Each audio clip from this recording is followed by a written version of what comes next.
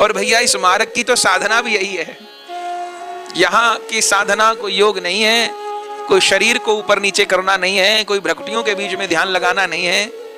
यहाँ की साधना तो प्रिया प्रियतम के लिए रुदन है, रोकर उनका नाम पुकारना, उनके मिलन के लिए, प्रत्यक्ष दर्शन के लिए, प्रत्यक्ष सेवा के लिए विकल होकर उनका नाम पुकारना, यही उनकी प्राप्ति का सबसे प्रबल उपाय है। यही उपाय चित्त को शुद्ध कर देगा, यही उपाय सब कुछ कर देगा, और कोई कठिन साधन नहीं करना। ये प्रेम का ठाकुर है, ये जिद से नहीं मिलता, ये प्रेम से मिलता है। और हम जहां हैं, हम जहां रहते हैं, हम दिल्ली, कलकत्ता, मुंबई जहां रहते हैं, ये नहीं सोचे तन से वृंदावन नहीं आ सकते बार बार, कोई बात नहीं, तन से वृंदावन वास नहीं कर सकते, मन से तो कर सकते हैं ना। सवेरे भजन करने बैठते हैं, किसने मना किया? आप ये क्यों सोचें कि आप दिल्ली बैठे हैं, बंबई बैठे हैं। आप आंख बंद करके ध्यान करिए, मैं वृंदावन में यमुना तट पर बैठी हूं, मैं यमुना तट पर बैठी हूं। यमुना जी में दिव्य दिव्य कमल खिले हुए हैं।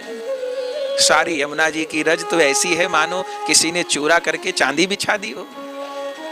कैसे उन दिव्य कमलों पर दिव्य भ्रमर गुंजवायमान हो रहे हैं। वृंदावन का ध्यान करके भजन करिए ना। किसी दिन भावना करिए, हम राधा कुंड के किनारे बैठकर भजन कर रहे हैं, मन से राधा कुंड की परिक्रमा करिए ना, मन से गिरिराज जी की परिक्रमा करिए ना।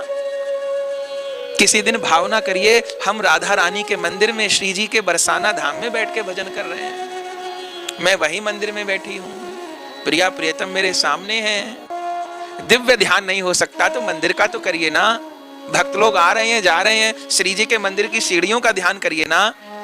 बिहारी जी का, राधा वल्लभ जी का, राधा रमण जी का, जहां आपका प्रेम है वहां का करिए ना ध्यान। सदगुरुदेव का ध्यान करिए ना, संतों का ध्यान करिए ना। आप सत्य मानिए बंधुओं, सारे ग्रंथ, सारे संत यही कह रहे हैं, आप मन से धाम का ध्यान करिए घर में बैठकर। आप धाम में हैं, ठाकुर जी यही मानेंगे।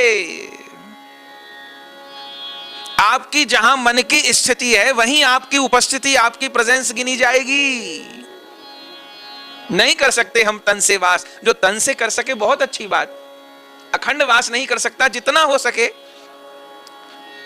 4 महीने में आइए, 2 महीने में आइए, हर महीने आइए, हर सप्ताह आइए, जितना जिससे बन सकता है। पर हम प्रतिदिन वृंदावन आ सकते हैं ध्यान के द्वारा। अरे हम प्रतिक्षण वृंदावन रह सकते हैं। मानिए मेरे घर के भीतर वृंदावन है, मेरा मंदिर वृंदावन है, मेरा घर वृंदावन है। अपने घर में ब्रजरज लेकर रखिए, यमुना जी का जल लेकर रखिए। अरे रज ले जाइए, कोई एक ऐसा स्थान बना लीजिए जहां भजन करते हैं आप, वहां ब्रज की रज बिछा लीजिए। थोड़ी रज ले जाइए ब्रज की, श्री सेवा कुंज की, निधिवन की, श्री रमण रेती की, श्री राधा कुंड की, यमुना जी के किनारे की थोड़ी रज ले लीजिए, और जहां भजन करते हैं वहां रज बिछा के रखिए ना। और फिर उसके ऊपर अपना आसन आदि बिछा लीजिए ताकि रज इधर उधर भी न जाए, और वहां बैठकर भजन करिए ना। एक जलहरी में यमुना जल रख लीजिए ना, जानिए साक्षात यमुना जी हैं। वृंदावन से तुलसी जी का बिरवा लेके जाइए ना, उसको रखिए, ये तो साक्षात वृंदावन की तुलसी महारानी है। कुछ ठाकुर जी के प्रसादी वस्त्र, भजन करिए, शरीर पर थोड़ी रज लगा लीजिए।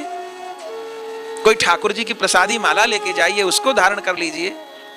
अपने मंदिर को वृंदावन मानिए, अपने घर को वृंदावन मानिए।